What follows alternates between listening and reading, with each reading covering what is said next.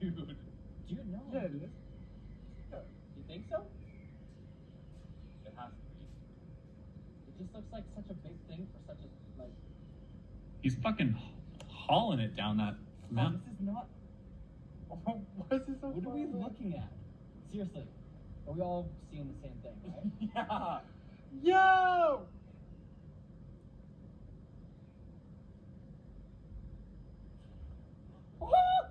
It stopped. Yeah. I don't think that's a person, guys. Look at... I'm fucking zoomed in as much as I can on this thing. What the fuck? Well, What's over there? dude, but the way it's walking... The way it's like walking this. like up. It's up. No way you can cover that ground. Yeah, if you're you're just a going down the person. side of a glacier? No way, man. And by yourself? Just... And it's dark. What the... Like, for scale. Dude, we actually just...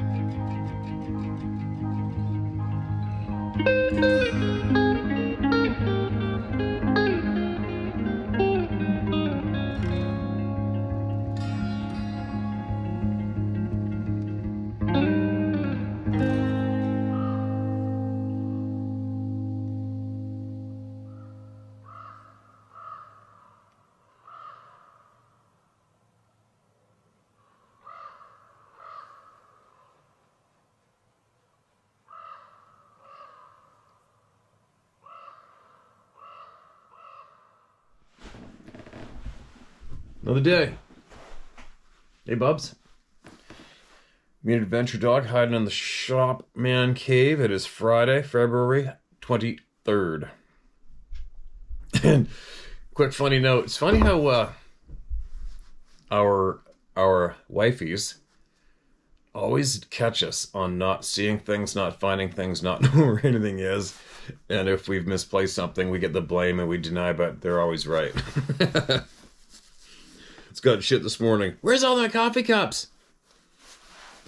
You got coffee cups out in the shop? I'm like, no. You do too. They're missing. I'm like, I'm not. I'll bring them back in. That was the conversation this morning as I left with another coffee mug. And I'm sitting here and I've got 1, 2, 3, 4, 5. Guilty again. Shit, I hate that. Oh well, whatever, right? A bad man. Now, I'm leaving today. Road tripping again. I was almost going to try to get to that place where that man took the photograph of that big, red-haired, gray-faced being beside a stump they saw near Squamish, British Columbia, but I think there's going to be too much snow to get over there yet. But that's just letting you guys know that I will be doing that. And I'll take my, because that was the plan earlier in the fall. I was going to take my Starlink internet, drive to the exact same spot where we took the picture from, set up the Starlink, and then actually do a live, and you guys could watch me live walk up that stump, and it might keep me safe. So anyways, and do a comparison and see if that, what looks like a face looking right at him, see if that's gone, first off. And if it is gone, I'll go to where it was. There you go. What else?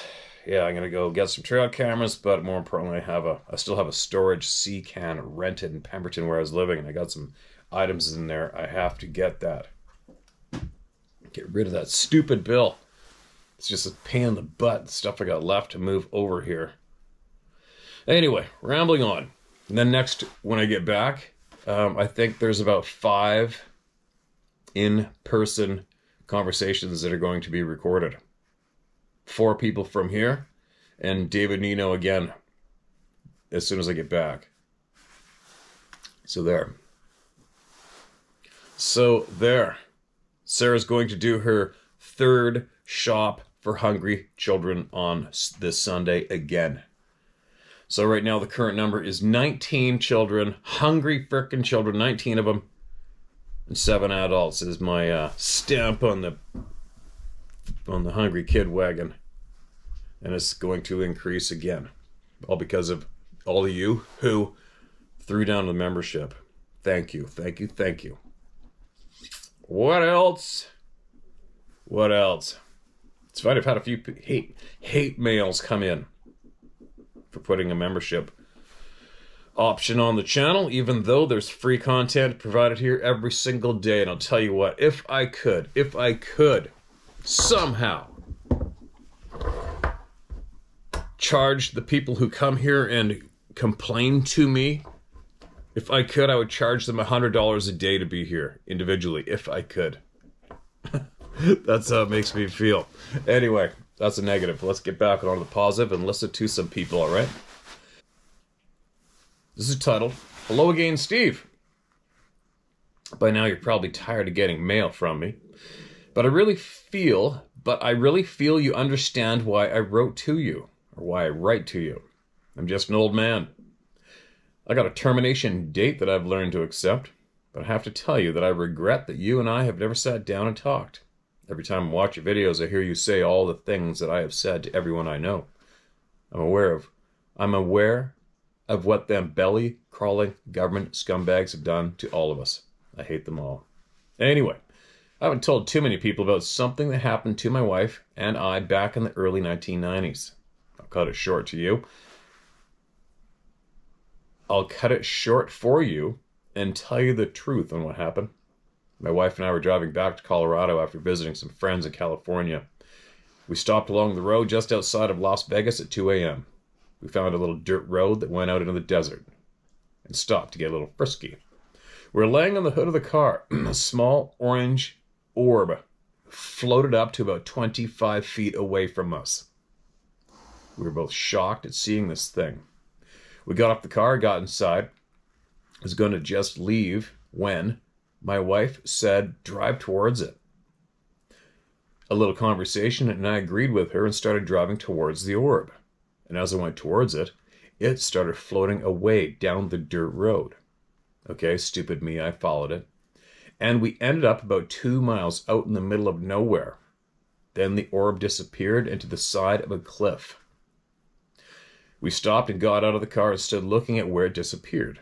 Pretty soon my wife said, look up. There in the sky above us was a giant V-shaped thing hovering above us. Now I have to tell you, I was pretty bugged out by this thing. Anyway, it slowly started to move, did make a sound, and headed due south and disappeared. After a few minutes, we felt like we were being watched. So we got back in the car and turned around and headed back down the little dirt road. After I drove about a half a mile, I needed to stop. Nature was calling, and I stopped and got out of the car, left it running, and the headlights on bright. I stepped away about 6 feet from the car and proceeded to do the deed. While standing there, I started hearing footsteps coming towards me from the dark. Heavy footsteps. Then they stopped maybe 12 feet away, in a gully behind a big pile of brush, and then all of a sudden, a huge hand came reaching around the brush and started to push it to the side. And then out stepped a giant 10-foot-tall lizard monster standing on 2 legs. It was gigantic and had a head of a lizard with a mouth full of huge teeth, glowing green eyes. It had to be 4 feet wide across the shoulder. Now there I was, with Willie in hand and my wife screaming for me to run. I only had one thought: shoot it. So I had a little two-barrel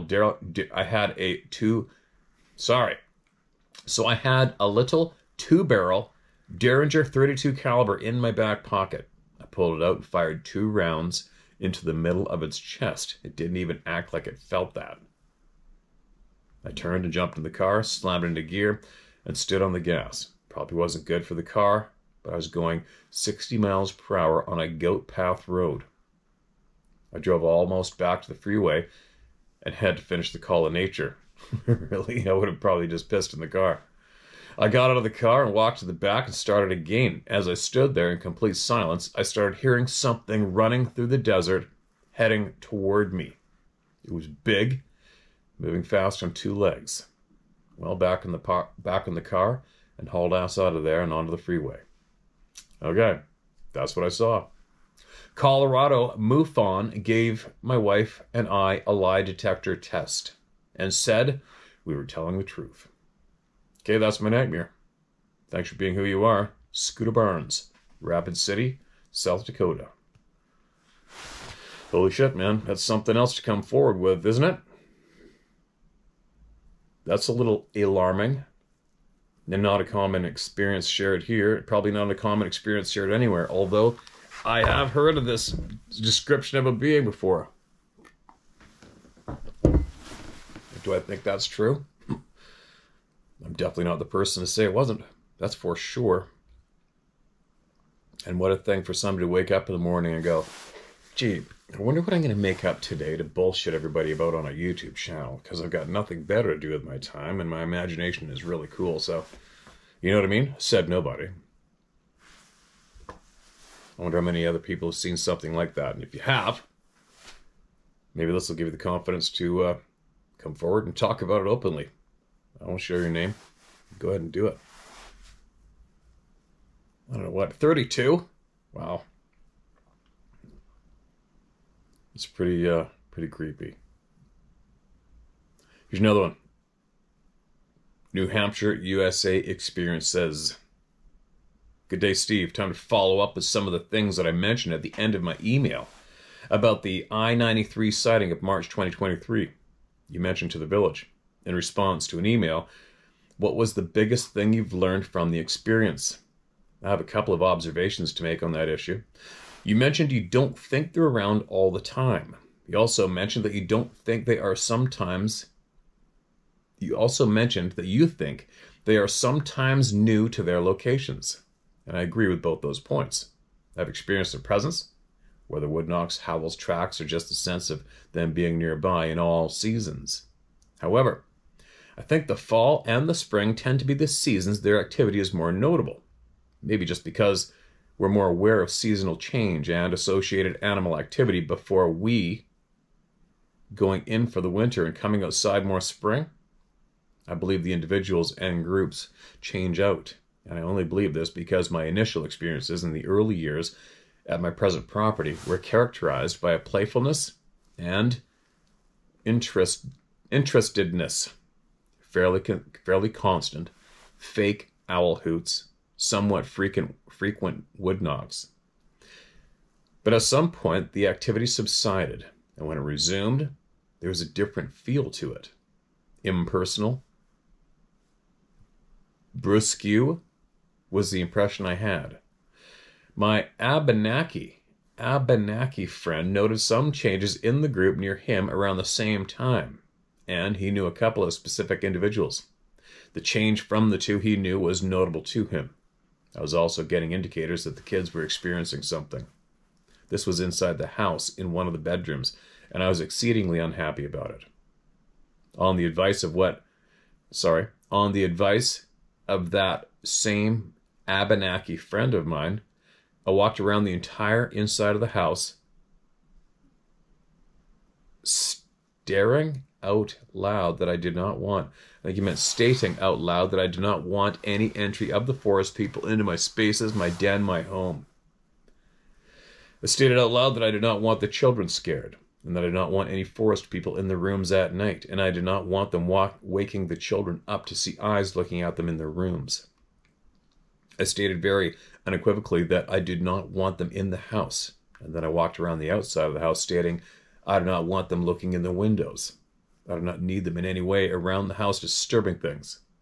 Then I walked around the property, and I went to the barn and spoke towards the back pastures and woods, saying I needed them to stay at a distance, and that wouldn't scare the horses.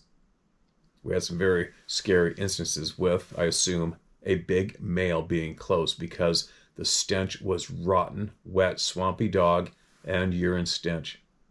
It originated from down below the barn and pastures near the swamp. The behavior from the horses was hysteria at that time. Once I did my walkabout of the house and the property, that seemed to stop all of the close interactions with the horses. I've seen that kind of fear or behavior from them since. I also didn't have any other instances in the house other than something else more recently that a friend also took care of. He said it wasn't a sabe, that it fed off of fear. The indicator that I had that really tells me this wasn't the same group was downed trees. We have a pasture that has an old road/game trail that led out of it from prior farming, and we would walk the dogs back there and go back and forth across the brook and follow the trail further into the woods. At some point, trees would fall across the path outside the fence. We'd chainsaw the individual trees and continue walking the trail. More trees would fall. Clear those. Finally, 5 or 6 trees fell in a stacked wall across the trail. That's pattern, if I don't mention it later. I stood there looking at it, and finally it dawned on me that this was intentional. And the implication I now realized was, quote, okay, if we can't go in your house, you can't go here, end quote. Fair enough. So I don't go back out there via that spot. Interactions. I think it was around 2009 or 2010, February. Must have been around 5:36 p.m. My then husband came into the house cursing, saying, I don't know why the F I always hear this, and no one else does. And I asked him what he experienced. He told me he was walking up onto the porch, and he heard a Sasquatch talking off in the swamp across the road. I said, when was that? He said, just now. At this point, I walked out onto the porch, and mind you, it was 10 to 12 degrees Fahrenheit outside. I stood out there for a minute or so and heard nothing. I went back in the house, put on a jacket, and went back outside and stood looking in the direction that he had indicated again. At this point, I heard a big male Sabe talking, and it was language. There's a difference between sound and sense, like the difference music and spoken word. Sounds can be repeated. Sense, not so much when you don't know the language. After this long monologue of speech from about 900 feet away, it finished with a loud heh, heh, heh, or eh, eh, eh. I heard nothing after that. However, one morning in the spring, some years later, I let my little dog out at 4:45 a.m. on an early Saturday morning.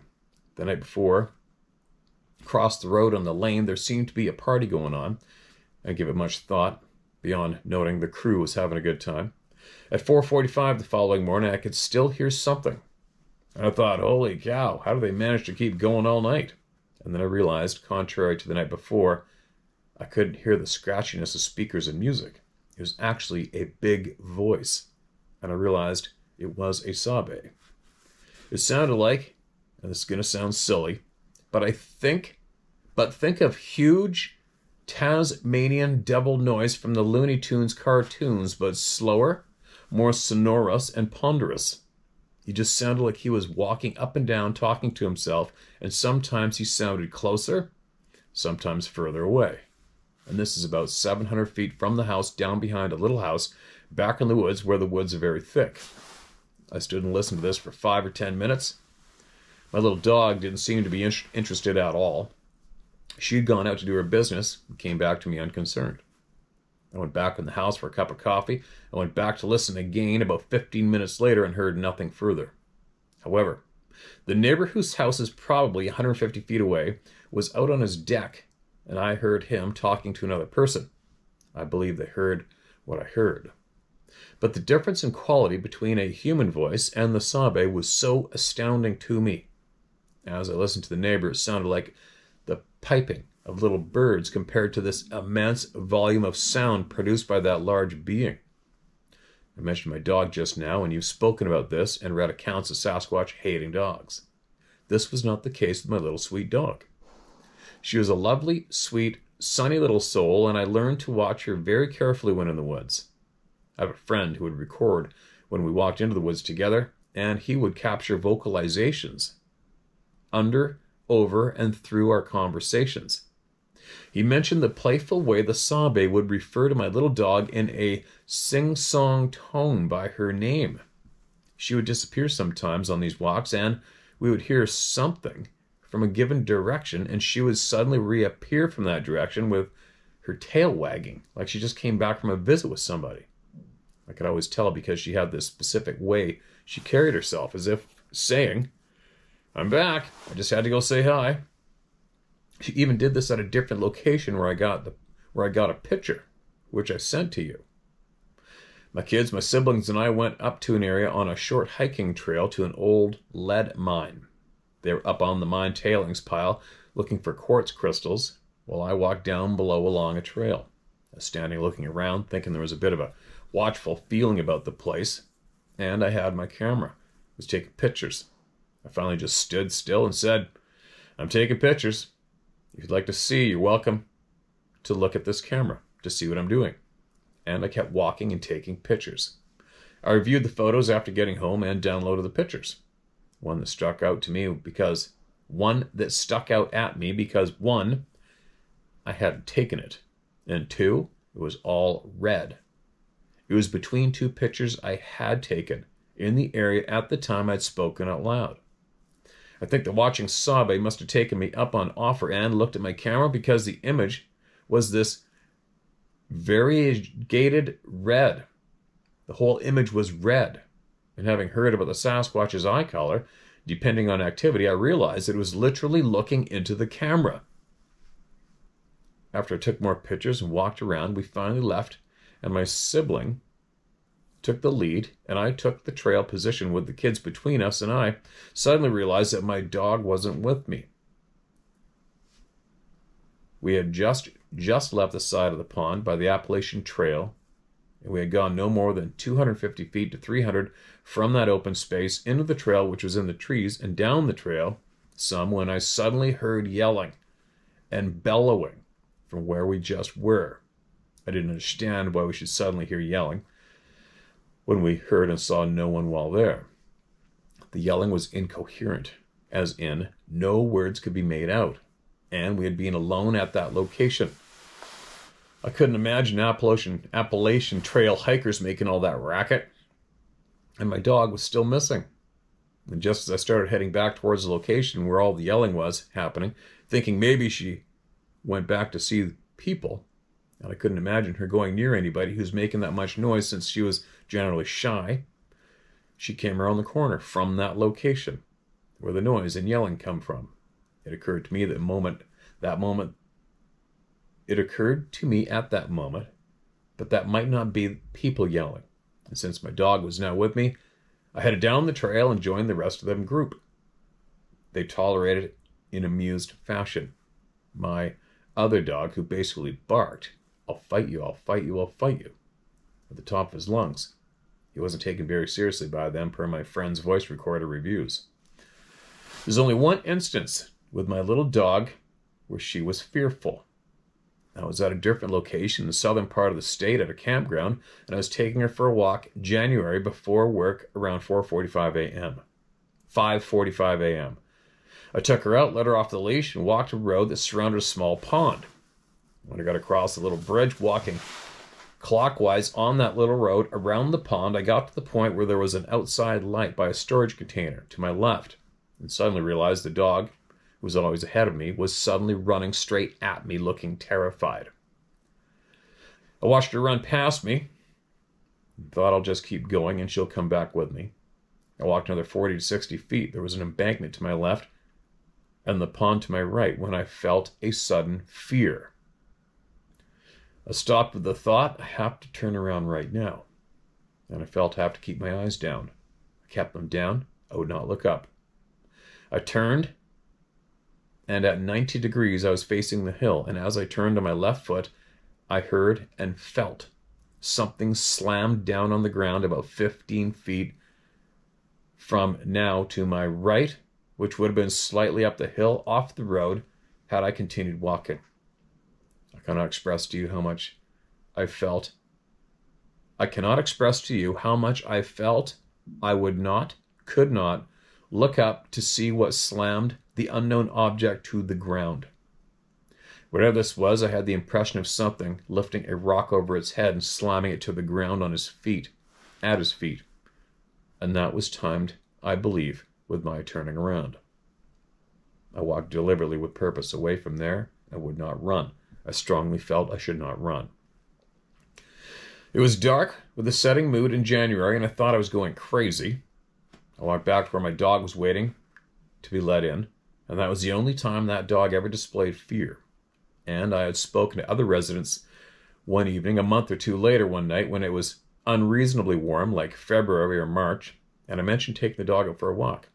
The two people that I was talking to looked at me like I had two heads and asked why on earth I was walking around over there or anywhere at that location in the dark, because all the creatures in heaven are out there. They would not say Sasquatch.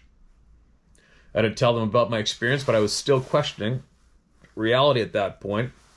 I even checked the Western Observatory to see if there are any earthquakes in the area at that time. I apologize for the wandering nature of this, but one memory leads to another memory, not always organized beyond stream of consciousness.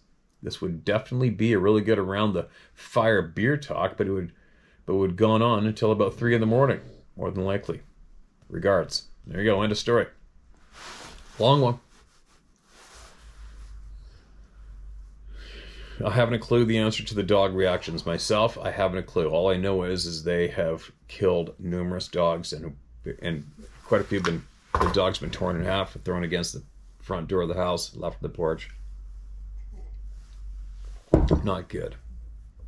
And the activity seasonally. So, way back when I was intentionally looking for these, when I was living in the coastal mountains, and I narrowed it down to the spot, and I was wondering, that was when I was just simply thinking of these beings as being present in the timber, just like a regular predator type being.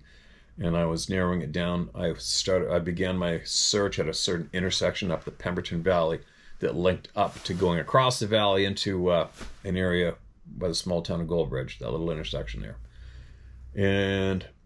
But I was curious if they were there year-round, and I actually spoke with some people from the Mount Currie Native community, and they said, "Oh no, they're here year-round." End of story. They are here year-round. It's not seasonal. There's a lot of snow around there. And then, as I started digging, and of course I had the two blasting the trees above me in the winter when I was trapping wolves. I also had that arrow stuffed in the snow ahead of me, going up that deactivated logging road, the first one to go up that road, on top of about 4 or 5 feet of snow, and that arrow was sticking, that I lost in the spring, sticking out of the snow. I'm just saying that mention proves to me that something really odd is still going on in the winter, not just spring or summer where I was. And also a member of the Whistler Search and Rescue team.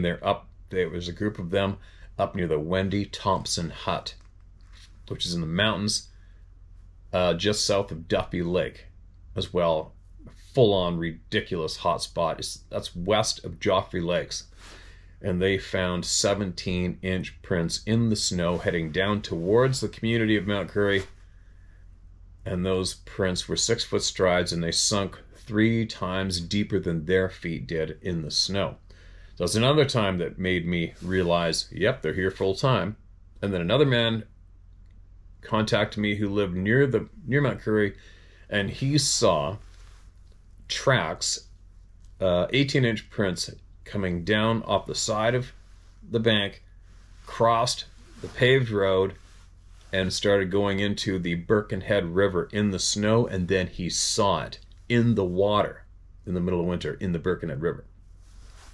Another indicator that showed me that, yep, they're there year-round, but I just could not, beyond, for me at that time, my mindset being a professional hunter. It's wintertime. Why can't I find where they're walking around easily? Why can't I? It does not make sense to me. Right? It doesn't matter where I am. If it's wintertime, I will find wolf tracks. If I can't find them here, can't find them there, I will eventually find them, and it won't take me more than 1 day to do it. It just won't. As long as I've got, a good snowmobile to get around, I'll find their tracks because they're here full time, physically, right? And I'll find their tracks. Moose, wintering moose. I roughly know where they should be. I'll find their tracks easily. Before lunchtime. Deer, anything, everything that lives in the forest full-time physically. If somebody challenges me, I'll find them. I'll find their tracks. Why can't I find these barefoot prints in the snow where they are seen year-round? That's a mind-boggling... What? Huh? Do you know what I mean? Like, picture it. Picture it being a professional frickin' hunter and predator-controlled trapper. I'll miss shit in the snow. I'll find whatever you want me to find. I'll find it. Why can't I find barefoot prints from these beings in the snow? And I'm circumnavigating miles and miles and mountains and miles. I'm not seeing the tracks. I'm not seeing the signs of these things hunting deer where they're wintering. I'm not seeing signs of them hunting moose where they're wintering, where I should find them easily. I'm finding cougar tracks easily. Bobcat, lynx, wolverine, wolf. The odd grizzly bear that comes out for a rip during the winter goes back in his hole. Found those tracks, right? How rare is that? Still find them. Why couldn't I find the barefoot footprints? And then, boom, there's a sighting. Right in the winter. As you begin to learn for yourself, there's a lot more to them than just this physical, unacknowledged animal. Which we're there now, right? There's my battle. Sorry about that. Now, all right, here's a short one. This is titled, Just a Thought, Possibly a Big Puzzle Piece. Short and sweet. Hey, quit barking. Hey, Steve, after 4 years of listening to your videos every day, a thought popped into my head. What if the Sabe only spend part-time here in this dimension, planet, place, but have to spend a great deal of time also in their and their home planet or dimension. Maybe they need to go, quote, home, end quote, for some energy source or replenish their batteries. Quite incidental, right? This topic after my little speed. Hey. What are you seeing? Sorry. All right, I better go look. Hold on a minute. Maybe they need to go, quote, home, end quote, for some energy source or replenish their batteries? A nuclear source, perhaps? What if the other place that they spend time had a great deal stronger gravity? Maybe their other world experienced some kind of horrible apocalypse, leaving it without as much food, shelter, or healthy environment that they require. The stronger gravity would certainly explain the almost ridiculously well-muscled bodies, stronger bone structure, bony chest plate to possibly support the extra pull of gravity on their internal organs. That might even explain a much denser body mass able to withstand gunfire. It seems to me that developing part-time with much stronger gravity might explain their ability to pick up huge, heavy objects and fling them with such force and accuracy. Just a thought. That may be worth considering. Thank you for all you do, Steve. You and your tribe are truly inspiring. May the good Lord bless you all with health and happiness always. Sally in Oregon. Sally, you never know. You never know, right? At this point of the game, figuring out this part, you never know. The reason is going to be something else. That's for sure. And you know what?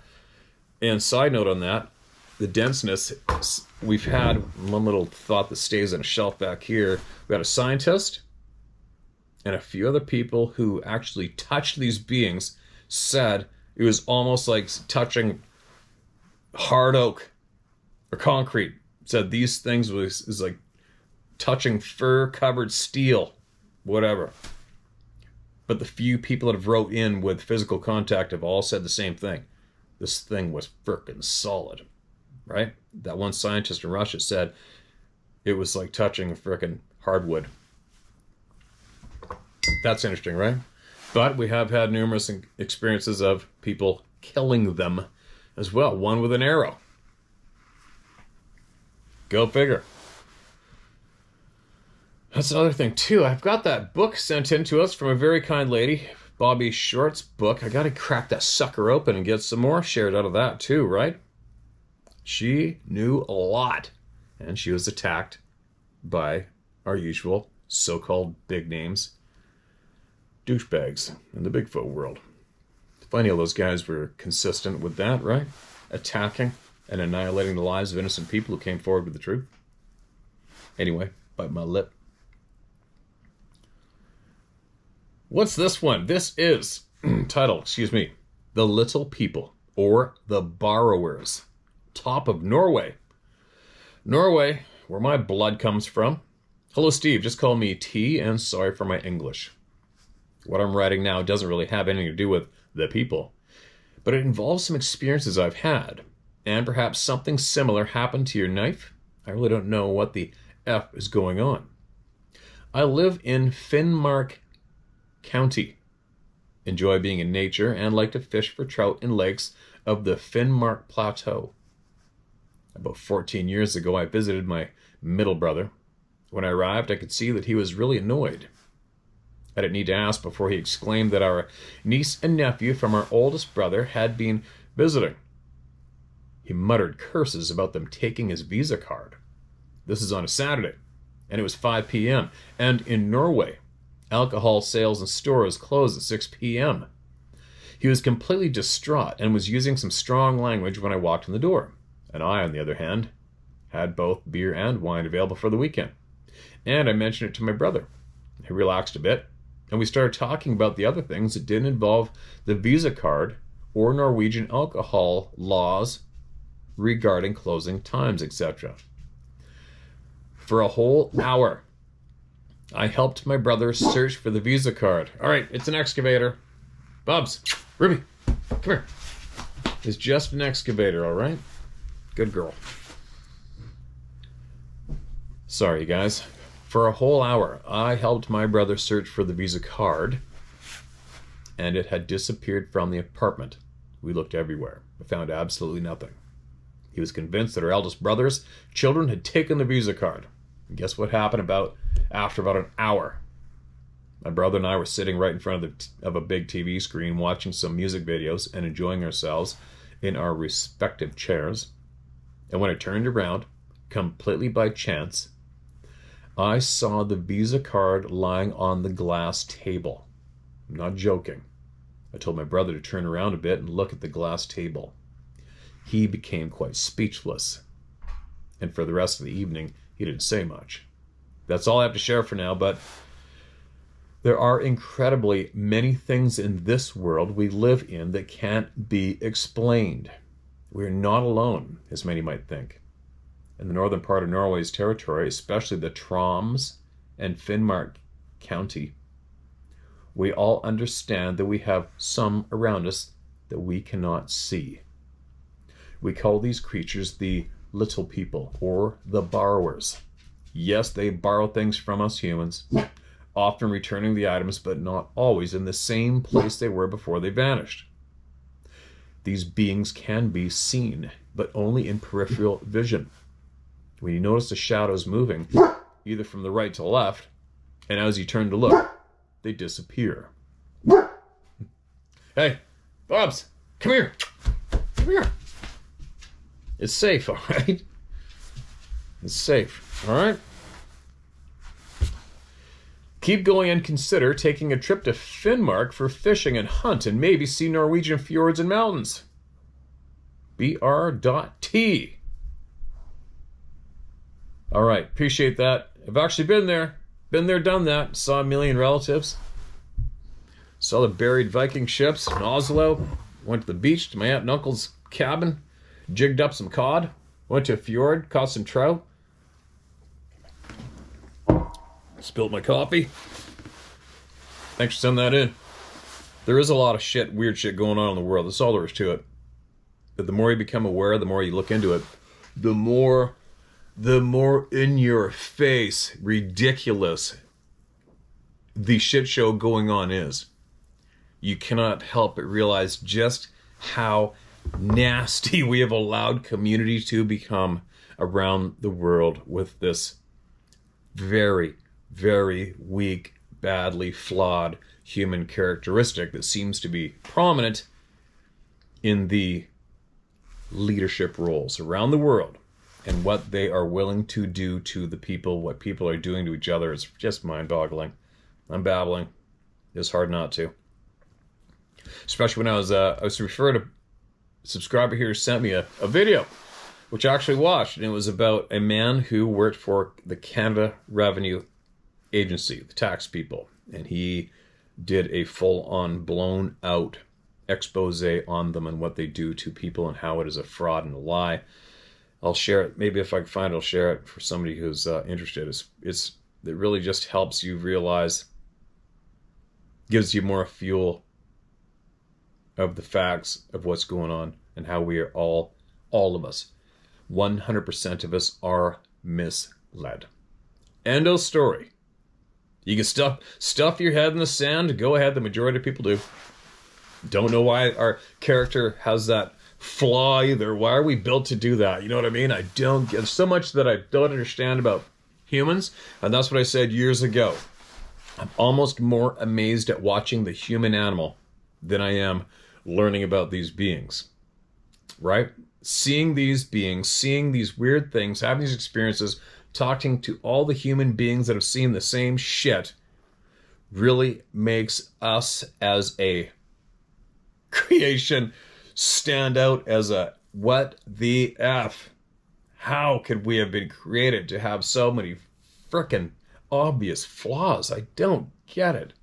It's so frustrating to watch, and it's so frustrating to not be able to correct it. And I know a lot of you know what I mean, and a lot of you are getting angry because I'm speaking.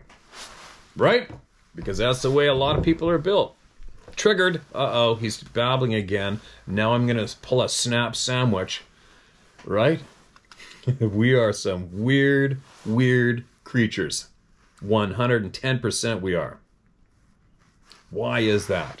We have the ability to do so much good for each other and make life so enjoyable. Why are we built with such flaws? I don't get it. Were we crossed with sheep? Probably don't even want to ask that out loud because somebody's going to come up with proof we have been. But anyway, here we go. Here's another one. Titled, Mind Speak is Our Undeveloped Ability. Hi, Steve. Just a few thoughts I want to share. If you want to share my name, that's fine. I think that when the Sabe is doing Mind Speak, it is them trying to make us realize we have that same ability. They definitely do a good job of letting us know by doing that, don't they? If we did not have the ability, how would we be able to hear them? How would we know they were telling us to leave? Our brains are capable of giving and receiving mental messages. You often say that when you go into the woods, you put it out there that you don't want anything to do with them, but you don't say it out loud. Actually, I actually do. I do say it out loud. I mix it up. Aren't you doing Mind Speak? Maybe their intensity is some of their interactions. In some of their interactions is for the more stubborn non-believers or those who lack faith in God. Perhaps Sabe can sense their ill intent, lol. Maybe they're trying to put the fear in them to find God. Faith in God leads us to realize the faith and power in ourselves. Oftentimes when people speak God or Jesus' name, the Sabe leave them alone. That's basically almost every time. That is a huge pattern that you can't ignore no matter how much you don't want to accept it. It's a pattern. Perhaps when they are doing Mind Speak, they're trying to make us realize how easily we can be manipulated. I'm sure not all of us are aware of the mental programming we receive from our TVs. I do think they are like humans. Some are good, some are not. However, there haven't been any stories shared about people disappearing and the Sabe being a suspect. As a species, we are horrible. We make excuses to kill each other. And we do by the millions. We rape and murder innocent children by the millions. We've created the ability to completely annihilate ourselves. And many defend the necessity to have that ability. All of that is pure evil. And evil exists when good men do nothing. As a species that is hell-bent on killing and torturing our own, how can we expect them to trust us or treat us with respect? When they return lost items, that is a gift. They're most likely trying to show us another gift we have. Perhaps the ability to have out-of-body experiences. A few have been reported seeing and being with someone in a dream state that seemed real. I would bet we're all capable, we just have forgotten or become so evil. We've been cut off from those abilities. I think there are universal laws that all creatures have to abide by, and I think one is not to interfere with the evolution of another species. Maybe we have to stop killing each other and be rid of evil before we can advance and reclaim our God-given rights. Perhaps they can only give us clues and or questions to cause us to search for the answers. And maybe that search will lead us to reclaim our faith and power. Thank you, Steve, for all you continue to do in sharing your search for truth, and others search too. With all of us. All right, there you go. There you go. Harsh words spoken about human beings, but it's tough not to, right? Sometimes it's tough not to get to hammer on being humans because of what we do. But then again, I don't know what I mean. You cannot have life on this planet without death. It's impossible, absolutely impossible. And there is so many examples of wildlife. Everything kills. Everything kills everything, right? I mean, how many times have you seen just a random example. How many times have you seen a zebra in the wrong place on a video online? Somebody's filming in Africa and you see a zebra at a water hole. Just saw one the other day, and all of a sudden an elephant blows a gasket and smashes it in the ground and stuffs his tusk through his chest and kills it. That elephant wasn't human, right? You see elephants and rhinos going at it. I saw a video the other day, unfortunately, of two wolves coming into somebody's backyard, and there's a dog on the leash, and they dummied it, and I mean shredded it, because they can't and they won't tolerate any other canines or any other wolf pack. They go to absolutely killing. Period. No intimidating, no barking at them, growling, walking away. They go kill them. Kill them. As a rule. They're not human beings, right? I don't know how many times you see bull elk fighting each other. One will die, and the other elk will completely still keep goring it on the ground. There's videos of white-tailed deer doing that to other deer after they've been shot. Hunters have shot deer, dropped a buck, and another buck has come walking over and just started goring it and attacking with his antlers. Doesn't matter. Knows it's dead. And I'm just saying, well, that white-tailed deer isn't a human, but they got no problems killing each other, right? Insects, birds of prey, everything kills each other. Vegetation has to die for other vegetation to live and grow. It's just an odd thing. Then you wonder about modern human beings killing everybody. Well, we were just talking about this the other day. Sarah and I were driving along, and I was telling her how it doesn't matter how, when, or where humans have always killed each other. Why is that? It's like the Haida natives from the Queen Charlotte Islands were noted to take their handmade monster canoes and travel down the coast and made it as far as California, taking heads and slaves, killing people. Let's go. It's time to go. Huh? I mean, let's face it, the coast of North America, especially British Columbia, is frickin' heaven on earth. Heaven on earth. Before it was completely, before these modern times where the coast is quite compromised, as well as the forests and the species. But anyways, but I'm just saying, even back then when it was basically heaven on earth with all the abundant fish and game and the beautiful mountains, the coast, the ocean, the forests, the community, what all of a sudden triggered those human beings back then to jump in their canoe, grab up the toughest bastards in the community, and go down the coast and kill the shit out of people? Right? Didn't just start happening once we got missiles and tanks and guns. We're an odd species. It's weird. But it's so weird at the same time how so many of the human species couldn't even kill an insect. We all know those people.